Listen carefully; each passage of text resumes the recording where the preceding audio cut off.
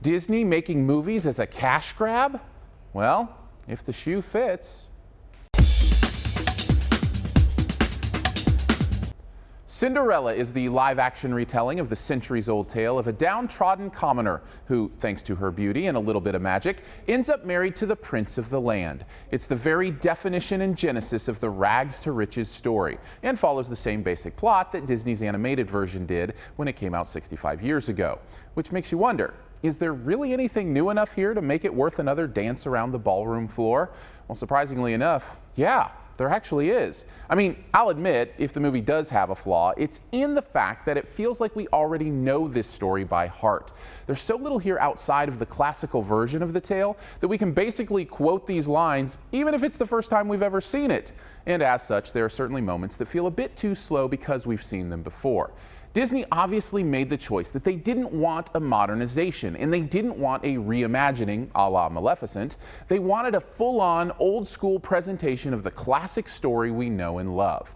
And you know what? As much as I tried to fight it, I think it actually works. I mean, Cinderella is basically the genesis of the modern fairy tale, right? And so many others have played with variations over the years that it's kind of refreshing to see Disney play it so classical. And it's not as if there isn't any new insight or movement in the story. They actually do a great job expanding the world to fit a few new moments and themes that still don't distract from the classic story.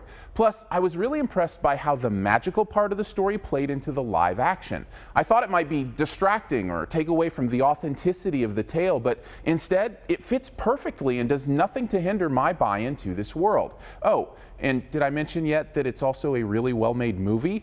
The acting is wonderful, with Cate Blanchett's wicked stepmother role striking the perfect tone of bitterness and spite in a way that reminds us she's as much human as she is villain. And of course, director Kenneth Branagh's Shakespearean touch is perfect for this, and you can just feel that through his choices on pacing and story movement and the way he directed Lily James as Cinderella, allowing her indestructible joy and contentment to be an example of strength even in the worst of times.